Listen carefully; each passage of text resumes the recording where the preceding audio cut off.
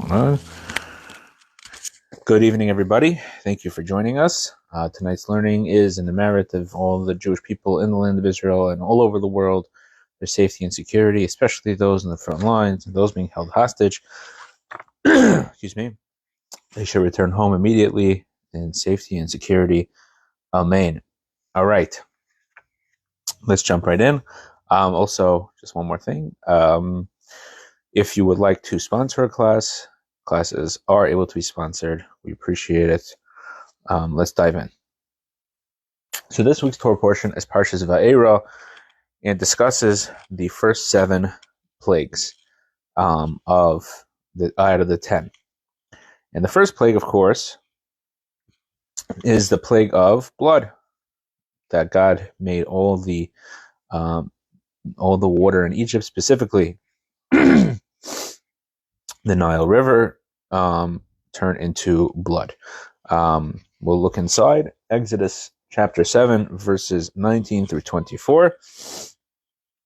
God says to Moses, "Take your staff and stretch forth your arm over the waters of Egypt, over the rivers, over the canals, over their ponds, over their bodies of water, and they will become blood. There will be blood throughout the entire land of Egypt, even in wood and in stone." So if you chop down a tree and there's a little moisture poured out, it was blood. And Moses and Aaron did so as God has commanded. Excuse me. And he raised the staff and struck the water that was in the Nile before the eyes of the Pharaoh and before the eyes of his servants, and all the water that was in the Nile turned to blood. The fish that were in the Nile died, and the Nile became putrid. The Egyptians could not drink water from the Nile, and there was blood throughout the entire land of Egypt. The sorcerers of Egypt did likewise with their secret spells, and Pharaoh's heart was steadfast, and he did not heed them, and as God had spoken. That God said previously in the Parsha that Pharaoh would not listen until after the plague of the firstborn. Pharaoh turned and went home, and he paid no heed to this. All the Egyptians dug around the Nile for water to drink because they could not drink from the water of the Nile. So Rashi comments that in Egypt it doesn't rain. The Nile provides water to the entire land. The Egyptians worship the Nile. Therefore, God first smote the object of their worship and then smote them. Okay, so Rashi says, why was the Nile the one that was smitten? Because they worshipped the Nile, because it gave them water. It would flood every season. There would be a flooding, and then that would provide irrigation to the land of Egypt. Excuse me. It does not rain there. It's some sort of a desert kind of land. So God smote their idol. So that's the opinion of the of Rashi. Now, in fact, the Medrash Tanchuma that Rashi quotes says as follows: Rabbi Oven the Levi said, "The Jews profited from the plague of blood. How so? An Egyptian and a Jew were sitting together with a pitcher of water. The Egyptian filled his cup from the pitcher, and his cup filled with blood. When the Jew filled his cup, it was water. The Egyptian said to the Jew, 'Give me some of your water.' He gave him, and then it became blood. So then he said, 'Let us drink from the same glass.' The Egyptian proposed, yet the Jew drank water, and the Egyptian drank blood. Only when the Egyptians would purchase water from Jews at a high price would it remain water. So in this way, the Jewish people profited, that the only way the Egyptians could have water was by paying for it from the Jewish people."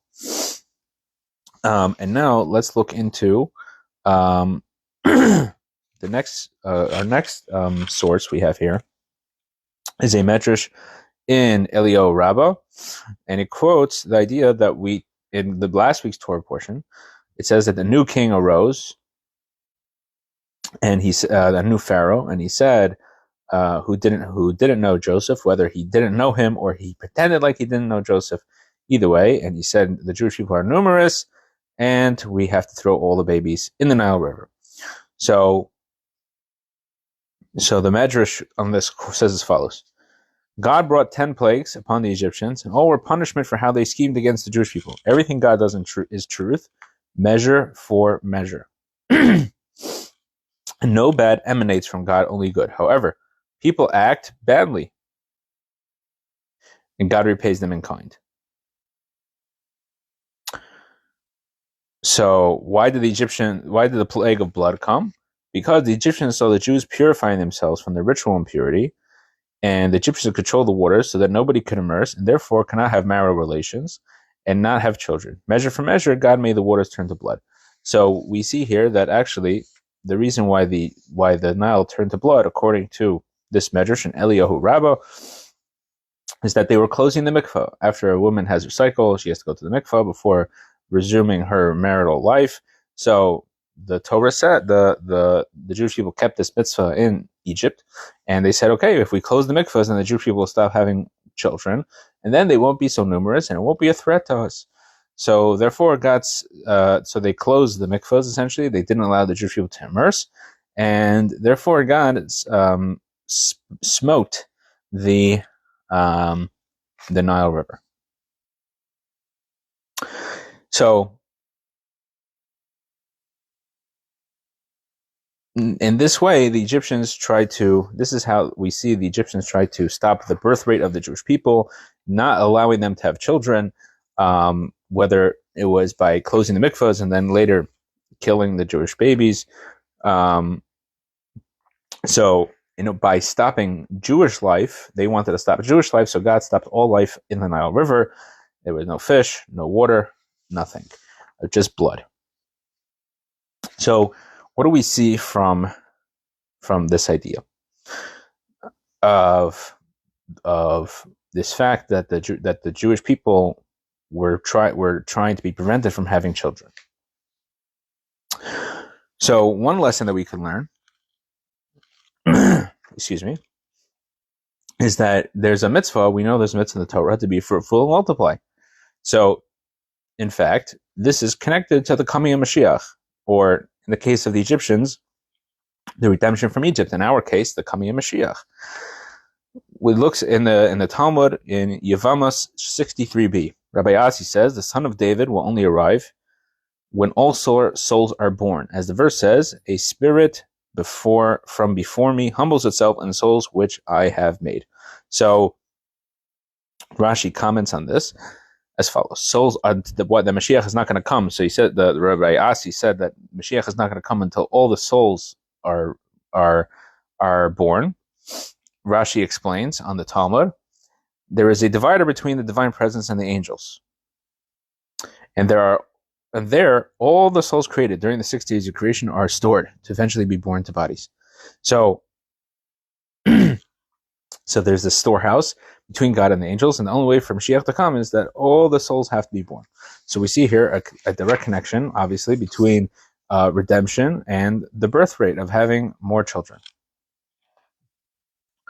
Now, this is even more, excuse me, this is even in addition to the fact that the first mitzvah in the Torah, God tells Adam to be fruitful and multiply. So even more than that, again, in order to bring Mashiach, it's not just that we have to be fruitful and multiply, we have to get every single child who has to be born. Now, what does the Torah say? It says, Puruvru, be fruitful and multiply, fill the land, v'chivshua, and conquer it. So how do we conquer the land? The Torah tells us is by how do we overcome and overcome materialism is through having more children. That is what Hashem tells us. Now there's a lot of concerns about having children. You think about financial concerns, how it's going to affect your life, how it's going to affect. There's a lot of pain and of pregnancy and childbirth and all the different things that we can think of, all the different issues that could potentially arise from having children. But what the Torah is telling us, how do we arise over those material problems? These are all material problems. Is through having more children, we could actually overcome the world. We could, in other words, if you want to look at it the other way, it's that we overcome our materialism. That's how we have more children, right? We overcome the material issues that could potentially arise, and to elevate ourselves, then we realize that in order to bring Mashiach, in order to fulfill God's commandment, is by having more children. In Tanya, in the Alter Rebbe's Magnum Opus, he explains in chapter 32 that by elevating the soul over the body, right, we're able to conquer over we're able to overcome relationship issues that we have with other people, right? If you look at somebody and you say, okay, this person has a body and this body did something to me, then you're going to have an issue with them. But he says, if you instead look at the person not as a body, but as a soul, then you could overcome any potential quarrels or issues that you could have with this person. You say, this is, yes, his body did what he did, or stands for what he stands for, but if I overlook that, I could overcome any potential relationship issue I have with that person. The same thing it applies here. And eventually we know that actually God's blessing brings wealth. And when we fulfill God's will, and we make receptacles for those blessings, then we'll have more things. So God, in other words, through having more children, we'll actually have more blessing and more materialism. So in other words, if we overcome our desire for materialism, we're able to have more children, and then that itself will bring about that itself is the vessel for us to have more material things. That God's blessing is what brings material blessing, not just not pursuing materialism. That's not what brings us more material. So God will take care of us. He'll take care of all these children that we're going to have, and he'll take care of us, and whatever material things or even educational issues or spiritual wealth will grow, in all those things by having more children, and we will see the chivshua of the conquest of conquering and the world. Now, if we see this idea in the beginning of this whole idea of the Jewish people stopping to have children, was actually one person who was able to get this birth rate crisis fixed. So Pharaoh says he's going to throw all the Jewish children in the Nile River, all the Jewish boys and the Jewish girls, different periods, and he makes them back-breaking labor, and they made it also difficult for them to have children. They said you have to work day and you have to work night. So if you have no home life and you have no marital life, then there's no children.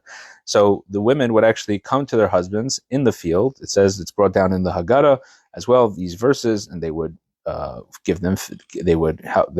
them clean themselves and feed them and make themselves attractive, and that way they would be able to have children. These were the righteous women. And then we have Miriam, who was this one girl, who was the daughter of the leader of the generation, was Amram, famously known to be the father of Moses and Aaron and Miriam, and he was a leader of that generation. Just people, always think of Moses coming out of nowhere. He didn't come from nowhere. His father was the leader of the generation. And Amram said, okay, the Pharaoh said he's going to throw all the babies and all the boys in the Nile River. So he got divorced. He said, what's the point? Right? You're going to have children, and then they're going to be killed. So Miriam stood up and she challenged her father at the ripe age of 4. I believe she was 4 years old. Sorry, 5. I think she was 5 years old. And he said, she tells her father that she, guess what? If you're worse than Pharaoh said you can't have any more boys. But you're going to stop the birth of boys and girls. So you're worse than Pharaoh. So, and at this point, he already had 2 children. Amram had Aaron and Miriam, but he said, "You're right," and he remarried his wife Yocheved, and they had a baby named Moses. So we see here that we see directly how this idea of having more children directly affected the Jewish people and led them to have Moses. This resulted in the savior of the Jewish people was directly born of this, because of this consideration of the Jewish people wanting to have more children and not giving in to the Pharaoh, to the material challenges. Now, we have here, getting back to the idea of God being exacting and measure for measure. When it came to the burning bush, which again, last week's Torah portion, God appears to Moses at the burning bush by Mount Sinai, and Moses is afraid to approach. So Moses, eventually God reveals himself. Moses is afraid, and then God tells him, no, come close. And he take off your shoes. It's a holy place. But Moses hides his face. All right. He takes off his shoes, but he hides his face. He's too afraid to see. He's looking at a godly revelation. He doesn't want to look. Now later in Exodus chapter 33, that was chapter 3. In chapter 33, Moses is beseeching God to forgive the Jewish people, and he realizes that it's a auspicious time because everything he's saying is being granted, right? He asks God to forgive the Jewish people. He forgives them. So he says, okay, it's a good opportunity. So he says, Hareini na'as kavaydecha, show me your glory, right? So he says, God says, Lo yisucha lireis hispana, you will not see my face, ki lo yirani adam v'chai, because no man shall see me and live. So God says, I will not let you see my face, and he lets him see his back. Whatever that means, we'll maybe have that conversation another day. But the Talmud tells us, because Moses said that that he hid his face, therefore, when he wanted to see God, then he was, so to speak, he was not allowed. He was measure for measure. He was not allowed to see God's face. So, what does that have to do with our conversation? Is that we're not saying that God was angry or vengeful by not allowing Moses to see his face. Oh, you don't want to see me? Oh, I'm not going to let you see, right? God is not vengeful. He's not an angry person that holds grudges. But really, what it is